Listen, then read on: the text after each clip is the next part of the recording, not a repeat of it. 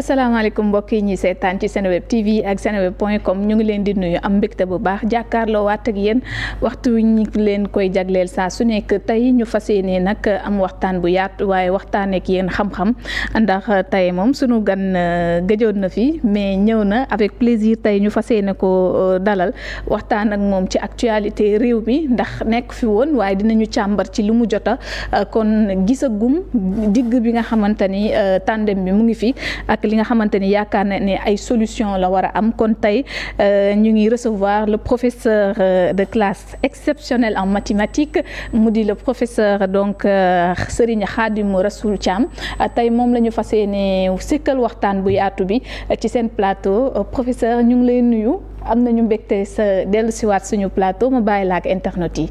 di la fay di nuyu askan wi di ko jaarale ci sama kilifa. suñu kilifa ñun taalibe Sëñ Tuubaa yi bu ma nuyoo askan wi jaarale ko ci Sëriñ Muntaxa Mbàkke Basiiru mel na ni nuyu naa kilifa diine yi nekk Sénégal gépp ak kilifa aada yi ak sénégalais yi nekk fii ak ñi nekk ci diaspora bi di masawu coono ñi nga xamante ni bi ma fi gëjee depuis 36 mois yàlla moom na leen. yal na yàlla xara leen àjjana. amiin ci barke suñu maam yu tedd yi nga xamante ni ñoo def Sénégal tey nag dafa nekk mbégte pour man ndax Sénégal moo ma jox lépp. ci biir Sénégal laa juddoo yàlla tànn ma wàcce ba Sénégal jox ma lépp. kon tey bu ma Sénégal joxee lépp ma dem ba pare sama jàng. nekk taalibe bu xeebu nag taalibe Sëñ Tuubaa mais respecté tarixa yi nekk Sénégal gépp rawatina sax maanaam waa ahlul kitaab ñi nga xamante ni ay chrétien lañu. ci biir Sénégal ndax li yàlla wax subhaanahu wa taala dama koy bëgg di répéter à chaque fois. yàlla nee na ñun ñëpp mën na noo yàqulu ba mu des ñi xam mu ni même ñi xam mën na noo yàqulu ba mu des ñi xam di jëf mu ni même ñi xam di jëf mën na noo yàqule ba mu des ñi xam di jëf teg seen tànk ci dëgg mu ni même ñi xam di jëf teg seen tànk ci dëgg mën na noo yàqule ba mu des ñi xam di jëf teg seen tànk ci dëgg bu ànd ak sell bu ma ko waxee ci olof danaa ko wax ci baatu nasaraan pour nit ñi comprendre. Vous serez tous égarés sauf ceux qui connaissent. Même ceux qui connaissent seront égarés sauf ceux qui connaissent et qui pratiquent. Même ceux qui connaissent et qui pratiquent seront égarés sauf ceux qui connaissent, qui pratiquent et qui posent leur pratique dans la raison. Même ceux-là seront égarés sauf ceux qui connaissent, qui pratiquent et qui posent leur pratique dans une raison sincère dénuée de toute routine. tey fu mu nekk nii kuy sénégalais war nga xam jàngat am yéene doxal réew mi man jomb naa taalibe bi Sëñ Tuubaa taxaw tey ci plateau bi di wax loo xamante ni maanaam leerul ci xam-xam laa koy teg parce que comme ni ma koy waxee souvent dafa am lu ñuy wax l'arithmosophie ñi ko maîtriser nag ñu néew la. bëriwul waaw bëriwul. c'est l'arithmosophie moo ma permettre ma xam ni Sénégal lamb la. Sénégal lamb. lamb la lamb. lamb. L bi. mooy Léopold Sédar Senghor. A bi mooy Abdou Diouf beneen A bi mooy Ablaye Wade M bi mooy Macky Sall. B bi mooy Bassirou. Bassirou Diomaye Faye. Bassirou Diomaye. Sénégal lamb la. lu tax nga wax loolu. non c'est l'arithmosophie qui m'a permis moo ma may. ci moo lamb lutte nga. non ça veut dire que comme dafa am lu ñu aadawoo muy bëree fan lañ koy defee ci lamb. mu am ay constantes yoo xamante ni dans l'arithmosophie moo ma poussé may dem di gëstu sur les sommes pythagoriciennes ba xam ni lii c'est une réalité xam nga lii kenn mënu ko dindi. Le premier président mi ngi tudd Léopold Sédar Senghor le L. oui. A Abdou Diouf. A Abdou Diouf. A Abdoulaye Wade. M Macky Sall. mais Bassirou mu nekk lamb. kon nag yàlla daf ñu gunge ñun waa Sénégal. may ñu xam-xamu biir may ñu xam-xamu biti. kon loolu nañu dugal suñu humilité. suñu modestie. def lépp pour Sénégal dox. justement moom moo waral sax ginnaaw 1 an et quelque je dirais bi nga gëjee Sénégal ci diggante bi tandem bi jël nañu réew mi mu di Bassirou Diomaye Faye ak ki nga xamante ni moom moo di Ousmane Sonko ñu hérité pouvoir bi ci ki nga xamante ni moo di Macky Sall professeur ñoom dañu hérité pouvoir bi waaye nag def des révélations yoo xamante ni yu rëy ci ay chiffres benn wax nañ fi dette cachée. boo xamante ni nee na nekk na fi rapport Cour des comptes génnee quand même ay looxoor yoo xamante ni yu bëri def nañ ko ba moo tax juróomi ministre u Macky jamono ji ñu ngi leen di topp ba nga defee say observation loolu ban jàngat nga ci def. avant may taxaw ci observation yi. parce que mbir il faut nga xam son passé. d'accord. le passé politique du Sénégal. Senghor dafa ñëw. liggéey dans l'enseignement sénégalais yi ñu alphabétiser leen jàngal leen lettré leen ça c'était le rôle de Senghor looloo doon premier objectif deuxième objectif bi c'était l'État Abdou Diouf moo ñëw mettre les fondamentaux avec cette rigueur-là. Donc Abdoulaye Wade ñëw le bâtisseur. Malheureusement bi ñuy jot ci moom 74 ans la il était vraiment d'un âge mais prononcé. Mais lim fi def nit ñi teg nañ ci seen bët et c'est le déclencheur de la dynamique des synergies. loolu la Abdoulaye Wade def yore woon Macky Sall booy set tey fi mu nekk nii def na 20 ans au sommet de l'État. 8 ans avec Abdoulaye Wade. 12 ans, ça fait 20 ans. Exactement. Donc, le duo egsi. Bi ñu egsee muy Bassirou Diomaye Faye et Ousmane Sonko. Les Sénégalais n'attendaient même pas Diomaye. Exactement. Donc, c'est la magie de Dieu, du divin. Yàlla mooy fal ki war a toog. Donc Ousmane rayante mais Ousmane a un crédit extraordinaire moom moo yee Sénégalais yi. poussé leen ñu intéressé wu dans la politique. Donc mais quelque part. Cette chose immatérielle gagné na ko léegi nag ñoom bi ñu egsee y a eu beaucoup de sabotage. loolu moom loolu la ñu fekk ci dëkk bi mais ñun waruñu taxaw. ci ñi nga xamante ni ils ont confondu le budget de l'État et leur poche loolu man ça ne m'intéresse pas. pourtant mooy jafe-jafe bi. am. loolu bett na la ndax ñu découvrir nañ ñi fi nekkoon comme ni nga ko waxee dañoo jaawale seen poche ak budget de l'État comme ni nga ko waxee. non mais c'est-à-dire xam nga problème bi moi mus naa ko wax jàkkaarloo. Macky Sall bi mu ne dépensé na ci inondation bi 750 milliards. te xamul fan la xaalis bi jaar bi mu waxee loolu man j'étais choqué boobu maa ngi nekk dans les îles d'Amérique fa laa doon servir yi. Mais c'est que boo waxee 750 milliards nit ki yàq na ko Sénégalais yi duñ comprendre lan mooy 750 milliards. Mais boo nee 750 milliards mooy 750 000 millions là c'est énorme. Parce que Sénégalais en moyenne mën nañu am 1 million.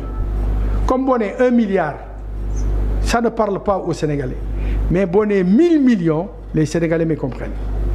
Boo nee diw jël na 94 milliards ça fait 94 000 millions. Énorme. Te 1 milliard pour nga gagner ko dans une vie il faut nga liggéey 83 ans ñu lay fay 1 million par weer te doo ko laal. Donc ku ñu wax ni jël nga 6 milliards seulement cela veut dire que sàcc nga 5 siècles de 1 million par weer 5 siècles 480 et quelques années ku ñu wax ni jël nga 6 milliards ku jël 60 milliards nag ñaata la 5000 ans 50 siècles ci lu mënoon jëfandikoo loo xamante ni maanaam mën nga ko répartir dans cette population nit ñi faju nit ñi jàng denrées alimentaires yi wàññeeku nit ñi lekk parce que doomu Adam dans sa vie bu calculer woon li muy temps bi muy toog pour lekk c'est ridicule par rapport à son temps de sommeil à son temps de travail et cetera yenn yi fuxale kese la cela veut dire que tey fi mu nekk nii réew mi mun nañ ko doxal te axe bi nga xamante ni le duo jël nañ ko pour instaurer un nouveau système il faut sénégalais yëpp jàpp ci que tu sois de l'APR de gauche de droite le Sénégal ñu ni nen la bu demee ci kanam ñun la baaxal il faut que le creuset bi am entre le Sénégal d'en bas et le Sénégal de quelques 500 000 personnes sur les 17 millions 500 000 personnes ce Sénégal-là souffre et c'est à nous de trouver les solutions. Justement, vous avez les solutions dinañ ci ñëw mais dañu révéler ces chiffres-là. Oui. APR wala boog ñi fi nekkoon contesté ko d'ailleurs réaction bi njëkk mooy bi Macky ne les indicateurs étaient verts bi may génn ci réew mi alors ñu teg ci ba président Diomaye ne amuñu marge de manœuvre ñu traduire que ne échec la ci nguur gi dañoo wane ni dañoo tële. Non, cela veut dire que le président Macky Sall bu waxee ni léegi les comptes sont au vert bi muy dem amul benn dëkk ci àdduna y compris les USA que compteur yi vert. Les pays même les plus puissants vivent d'endettement. Il se trouve qu'en ce moment le taux d'endettement du Sénégal est vraiment minime par rapport aux pays de la sous-région tels que la Côte d'Ivoire. Parce que tey bu ñu wax ni Sénégal ils sont à 18 000 milliards. Quand tu entends en 2022 la Côte d'Ivoire était à plus de 36 000 milliards d'endettement. Donc le problème ne se trouve pas sur l'endettement. Un endettement négatif loolu moo baaxul ci réew mais un endettement mais positif boo xamante ni da ngay investir sur les accélérateurs mais de croissance nit ñi am liggéey nit ñi am mais fu ñu dëkk nit ñi faju ça c'est bien mais il faut savoir comment accélérer ces synergies-là pour que Sénégalais yi génn ci tey fi mu nekk nii boo xoolee le potentiel minier du Sénégal le potentiel des hydrocarbures du Sénégal rien que sur les hydrocarbures damay dégg ñu naan Sénégal am na pétrole. Oui. Sénégal am na gaz. Mais Sénégal li mu am la formule chimique mathématique c'est CNHM. C'est plusieurs variantes dans les hydrocarbures. Gaz mi ngi ci kérosène mi ngi ci pétrole mi ngi ci urée mi ngi ci pour engrais. Goudron mi ngi ci mazout li ci nekk ci ay variantes c'est énorme donc à partir de là ñu focaliser wu rek sur deux petites choses pétrole gaz c'est ridicule tey fi mu nekk nii si nga bi ñu amee découvrir affaire yi on a eu à peu près du puits ñu commencé ko joxe. bi ñu joxee quelques puits la ñu waroon dëgg bal bi bu ñu dëggee bal bi ba la jeunesse sénégalaise ñu formé leen sur plusieurs métiers liés aux hydrocarbures la sécurité l'exploitation le raffinage former jeunes yi bu boobaa nag bu ñuy exploiter yeneen puits dana fekk Sénégalais yi dominer affaire bi li dal Gabonais yi du ñu dal li dal les autres pays du ñu dal parce que quand on dit que tey fu nekk nii mais pétrole fu mu am indi ay problèmes c'est que la population n'est pas préparée pour accueillir cette manne. D'accord. Donc tey fi mu nekk nii rien que sur les métiers des hydrocarbures waroon nañu def un institut des hydrocarbures sénégalais jël les meilleurs jox leen de vraies bourses encadrer leen pour l'avenir du pétrole du Sénégal de demain. xool nag les métiers mais dérivés yi am dans les hydrocarbures tels que la sécurité. et cetera et cetera loolu lépp nag fi mu nekk nii taxawuñ ci li nga xamante ni moom la ñuy def nii l'extraction mais du brut dem jaay ko c'est ridicule li ñu war a def la transformation fii ci dëkk bi raffinage bi fii ci dëkk bi parce que c'est la raffinerie loolu moo ñuy may xaalis. mais il faut des préalables professeur pour ñu mën a egg si foofu d'autant plus que tey ñu mën a egg si foofu loolu maanaam dañuy la demal SAR. Sénégalais yi biñ koy commencé exploiter man juddooguma. yàgg na oui. yàgg na. donc il ne faut pas que ñu gëmloo ni Sénégalais xamuñu dara mënuñu dara donc da ngay xool tey fi mu nekk nii am na affaire yoo xamante ne man ça me choque quoi bi ñuy def pavage yi. ñu dem jëli waa Burkina Faso. man dama fekk samay maamaati maam di def ay carrelage maanaam fii ci dëkk bi di defar ay bâtiment donc il faut ñu gëm suñu bopp xam suñu valeur. temps bi may wax ni la vision elle est xadimique affaire bi Sëñ Touba la c'est que loolu waxuma ko pour affaire u tarixa dama ko wax pour ñu gëm suñu bopp fonk suñu bopp xam ni les valeurs fondamentales intrinsèques buñ ci sukkandikoo réew mi day dem ci kanam. pourtant Ousmane Sonko ñoom seen programme bi ñu tënk ci horizon 2050 moo ko le président Diomaye souverainisme lañ ci gën a jëmal maanaam lépp li nga xamante ni Sénégal da koy am ñu mu bawoo fii. très bien maintenant je suis en phase avec cette logique cela veut dire que vaut mieux être pauvre et digne que d'être un riche esclave consommateur. man d'accord ma ci loolu cela veut dire que bu ñu demee bay ubbi yenn ressources yi na fekk mu am ay sénégalais yu xarañ gëm Sénégal bëgg askan wi di penser le Sénégal d'en bas gis nga naa leen nettali benn affaire boo xamante ni daf ma traumatisé depuis mes premières vacances bi ma demee à France à l'âge de 17 ans 18 ans mais 19 ans ma ñëw vacances dama ñëw dugg ci benn boutique.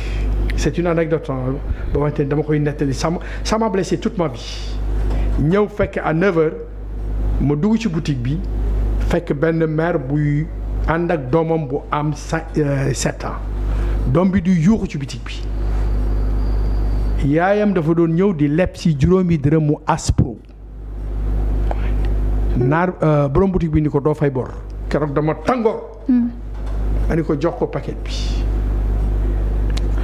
paquet bi par réflexion sax ma ni naa ko jëndal gazelle ak meew jëndal ko gazelle ak meew booy bi di naan gëndox parce que yàgg rek yaay ji ni ko bu ko jeexal sama rongoñ yi di tuur barke Sëñ Touba keroog sama àdduna dafa wëlbatiku ma ni xoolal détresse bi am Sénégal ma laaj yaay ji mu ni ma démb ci añ la gëj a lekk reerul ndekkiwul ma ni lii kay mooy metti bopp bi donc quand tu vois ce Sénégal là yow amoo xolu